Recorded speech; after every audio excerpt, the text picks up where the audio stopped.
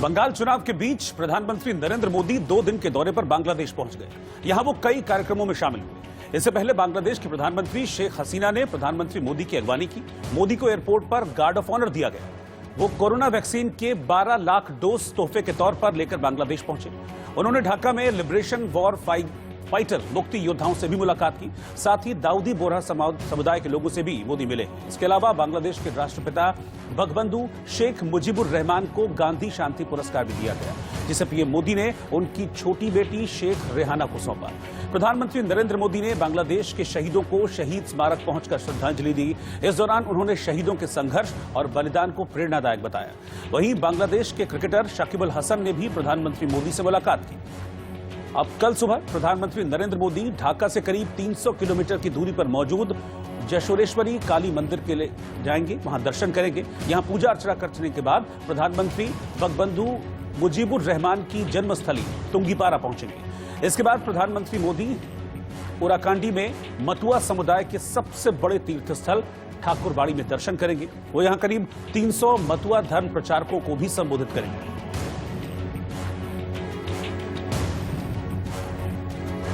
इससे पहले ढाका के नेशनल परेड स्क्वायर में बोलते हुए प्रधानमंत्री मोदी ने बांग्लादेश की आजादी के दौरान इंदिरा गांधी की भूमिका की जमकर तारीफ की और कहा कि बांग्लादेश की आजादी के लिए उन्होंने भी सत्याग्रह किया था।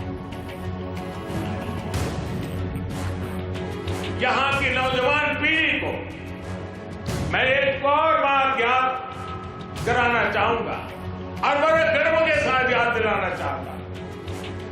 बांग्लादेश की आजादी के लिए संघर्ष में, उस संघर्ष में शामिल होना मेरे जीवन के भी पहले आंदोलनों में से एक था। मेरी उम्र 20-22 साल रही होगी जब मैंने और मेरे कई साथियों ने बांग्लादेश के लोगों की आजादी के लिए सत्याग्रह किया था।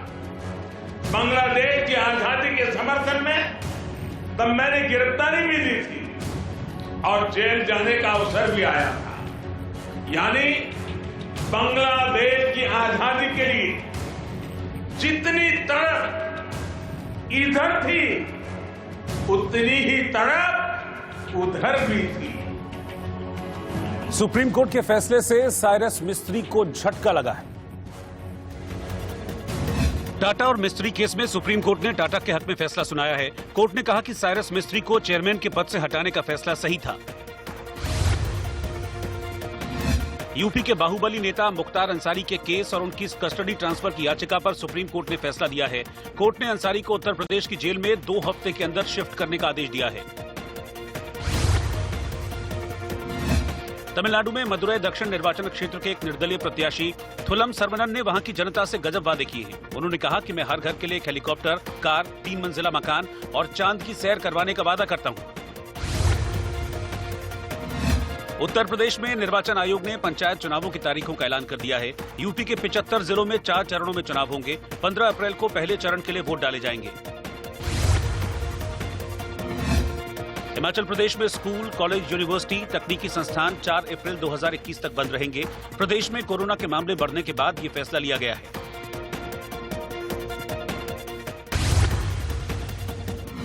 कारोबारी सप्ताह के आखिरी दिन शुक्रवार को शेयर बाजार अच्छी बढ़त के साथ बंद हुआ। सेंसेक्स 568 अंक उछलकर 49,008 पर बंद हुआ। वहीं निफ्टी 182 अंकों पर 14,507 पर बंद हुआ।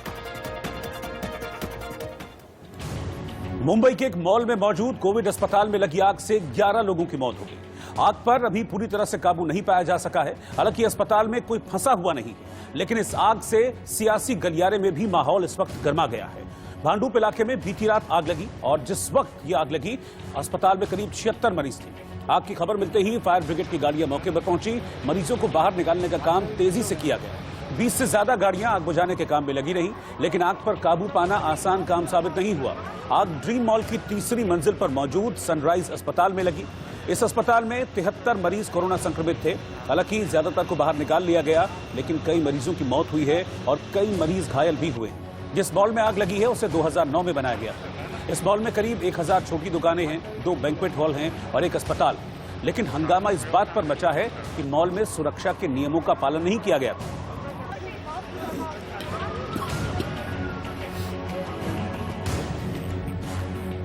अस्पताल में आग लगने के बाद मरीजों को फौरन बाहर निकाला गया और उन्हें दूसरे अस्पताल में शिफ्ट किया गया।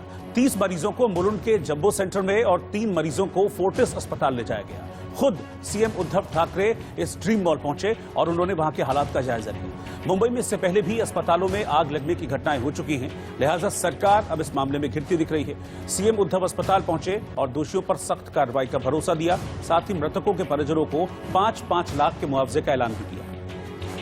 टेम्पररी परमिशन इस हॉस्पिटल को दी गई थी। आने वाले 31 तारीख को वो समाप्त होने वाली थी, लेकिन अब आज तारीख 25-26 है, 2-4 दिन पहले ये दुर्घटना हो गई। एक बात मैं जरूर कहूंगा कि अगर इसमें कुछ किसी की गलती होगी या कुछ भी अनदेखी होगी तो कार्रवाई जरूर होगी, लेकिन फिलहाल जिन लोगों का मृत्यु हुआ है सारे परिवार की मैं क्षमा मांगता हूं। कॉम्पनसेशन तो जरूर दे देंगे। लेकिन उद्धव सरकार को बीजेपी ने निशाने पर ले लिया। बीजेपी का आरोप है कि अस्पताल गैर कानूनी तरीके से चलाया जा रहा था। अस्पताल को कोविड के नाम पर विशेष अनुमति दी गई, लेकिन वहां सेफ्टी नॉर्म्स का पालन नहीं हो रहा था। ये जो आग यहाँ पर लगी है बहुत ही सीरियस इस प्रकार का ये सारा मसला है। कई लोगों की मौत हुई है, कई लोग मौत के मुंह में चले गए और एक प्रकार से इसमें सरकार की और बीएमसी का अक्षम्य इस प्रकार का हम लोग कह सकते हैं कि उन्होंने कोताही इसमें बरती है, क्योंकि विशेष रूप से भंडारा की घटना में जहां 10 बालक जलकर मर गए, उस घटना के बाद सरकार ने घोषित किया था कि सारे हॉस्पिटल्स का हम लोग सेफ्टी ऑडिट करेंगे, फायर सेफ्टी ऑडिट करेंगे। ये तो बिना ओसी की बिल्डिंग, जहां पर मुख्यमंत्री जी कहते हैं कि कोविड को देखते हुए हमने मान्यता दी थी, सबसे पहले तो फायर ऑडिट यही करना चाहिए था। तो ये सारा जो मसला है ये सरकार का और बीएमसी के कोताही के कारण हुआ है और इसकी जांच होनी चाहिए और जो दोषी है उनके ऊपर कार्रवाई होनी चाहिए, ऐसी हमारी मांग है। मुंबई महानगर पालिका के मेयर ऐसा बोलते हैं कि जिसके ऊपर जिम्मेवारी है, महानगर पालिका की जिम्मेवारी है कि इस तरह के हॉस्पिटल बंद करना। और मुझे माहिती मिली उस अनुसार भंडारा की घटना के बाद उनको नोटिस दिया गया था, तो बंद क्यों नहीं हुआ, किसने रुकाया? ये जवाबदेही होनी चाहिए। और इस तरह की घटनाओं में बार बार अस्पतालों में आग लग रही है, तो हमारी सरकार से ये डिमांड है कि इस तरह के हॉस्पिटलों का फायर ऑडिट करके तात्काल ऐसे जो हॉस्पिटल है, ये मॉल में अस्पताल था, ये तात्काल इस तरह के हॉस्पिटल बंद होने चाहिए। ये राकेश वाधवान एचडीआईएल बिल्डर और उनके परिवार ने महापालिका के भ्रष्ट ऑफिसर ने की हुई हत्या है। इस अस्पताल यह इल्लीगल है, उनको ओसी नहीं दिया गया था।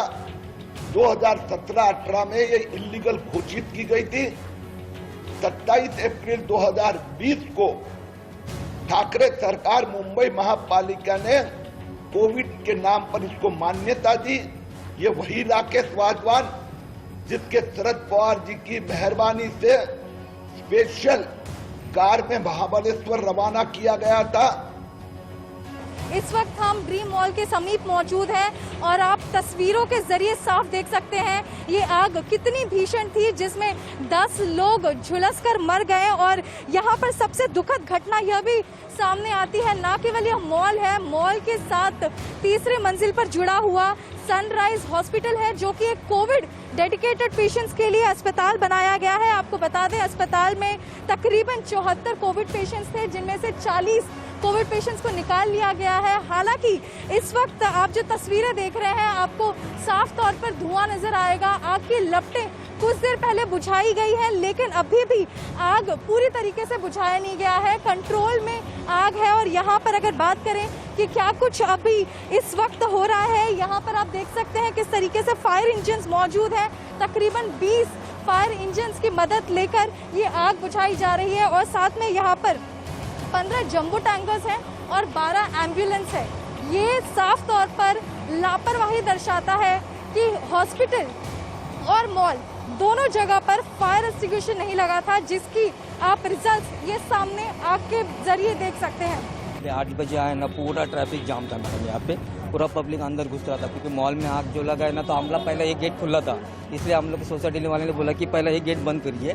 बाद में 2 नंबर का गेट मैंने बंद किया, तो पूरा पब्लिक था, पुलिस में थोड़ा हेल्प करके हम लोग ने पूरा पब्लिक बाहर हटा दिया। यहाँ पे इलीगल तरीके से होटल वगैरह खाना वगैरह सब बनाए जाते हैं, चलाए जाते हैं, ये सब इसकी मुख्य वजह है। बट जो यहाँ पे लोग रहते थे, जो रेंट पे लोग थे, वो अपने लैक ऑफ नॉलेज की वजह से चला रहे थे कि किसकी वजह से चला रहे थे, I am not sure about that. और इंडिया न्यूज के पास वो दस्तावेज मौजूद हैं जो साबित करते हैं कि अस्पताल को 2017-2018 में गैर कानूनी घोषित किया गया था। फायर ऑडिट और सेफ्टी ऑडिट में यह अस्पताल फेल रहा था। फिर सवाल उठना लाजमी है कि इस अस्पताल को चलने कैसे दिया गया। आग लगने और मरीजों की मौत के बाद इसे लेकर उद्धव सरकार और बीएमसी दोनों निशाने पर आ गए।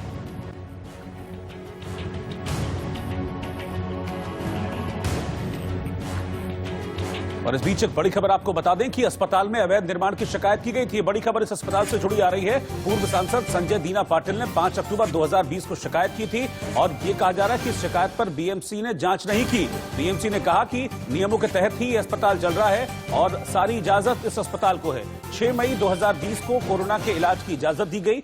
पूर्व सांसद ने दमकल विभाग यानी कि फायर ब्रिगेड में भी इस बात की शिकायत की थी और 16 अक्टूबर 2020 को फायर ब्रिगेड की ओर से जवाब दिया गया कि फायर सेफ्टी सर्टिफिकेट अस्पताल को दिया गया है, यानी कि यहां पर सारे इंतजाम ठीक हैं।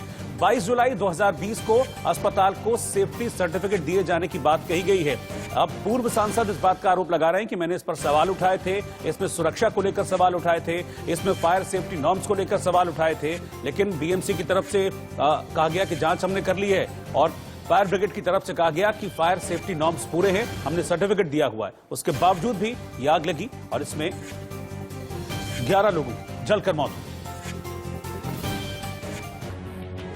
हुई। देवेंद्र फडणवीस कहते हैं कि उनके पास आपके खिलाफ यह सबूत है कि आपने लीक किए हैं पेपर्स और जिस तरीके से फोन टैपिंग सब की गई है, उनके पास पूरे सबूत हैं आपके खिलाफ। देवेंद्र फडणवीस जी घबराए हुए। आज साइबर सेल ने अज्ञात व्यक्ति के खिलाफ ऑफिशियल सीक्रेट एक्ट और टेलीग्राफ एक्ट में मुकदमा दर्ज किया है। निश्चित रूप से रश्मि शुक्ला की रिपोर्ट को लेकर देवेंद्र जी दिल्ली में प्रेस वार्ता कर सरकार को बदनाम कर रहे थे, मुंबई में प्रेस वार्ता करके बदनाम कर रहे थे, गृह सचिव को केंद्रीय मिल रहे थे, राज्यपाल को मिल रहे थे। जिस रिपोर्ट की बात हो रही थी, कुंटे साहब ने उसको लेके मुख्यमंत्री को रिपोर्ट पेश की। और इस बीच सचिन वाजे को लेकर लगातार नए खुलासे सामने आ रहे हैं। अब खबर है कि सचिन वाजे 9 गाड़ियों का इस्तेमाल कर रहा था, जिनमें से प्राडो, मर्सिडीज समेत 6 गाड़ियां एनआईए ने जब्त कर ली हैं। लेकिन अभी भी एनआईए को 3 गाड़ियों आउटलैंडर, स्कोडा और ऑडी की तलाश है। साथ ही उस गाड़ी की भी तलाश है जिसमें मनसुख का किडनैप और उसका मर्डर किया गया था। इस बीच जो कारें मिली हैं उनके फॉरेंसिक सबूतों के मिलान के लिए वाजे का डीएनए टेस्ट भी कराया जाएगा। इसके लिए वाजे का ब्लड सैंपल ले लिया गया है। उधर मोबाइल टावर और आईपी इवोल्यूशन के आधार पर पता चला है कि मनसुख की हत्या के समय वाजे वारदात वाली जगह पर मौजूद था। साथ ही मनसुख के पोस्टमार्टम के दौरान एपीआई सचिन वाजे ठाणे के सरकारी अस्पताल में भी मौजूद था। ऐसे में पोस्टमार्टम करने वाले 3 डॉक्टर से पूछताछ की तैयारी की जा रही है, क्योंकि मनसुख के परिवार को शक है कि वाजे के कहने पर ही डॉक्टर्स ने रिपोर्ट बदली थी। परिवार के इन आरोपों की भी एनआईए की टीम जांच करेगी, से वेरीफाई करेगी। उधर अब दावा है कि मनसुख की डेड बॉडी में पानी नहीं मिला था। इसका मतलब यह है कि मनसुख की हत्या करने के बाद उनका शव मुंब्रा की खाड़ी में फेंका गया था। इससे पहले मनसुख की जो डाइटम रिपोर्ट आई थी, उसके आधार पर दावा किया गया था कि मनसुख जब पानी में गिरा तो वो जिंदा था। और रुक रहे हैं छोटे से ब्रेक के लिए, लौटेंगे फौरन वापस। आप बने रहिए हमारे साथ।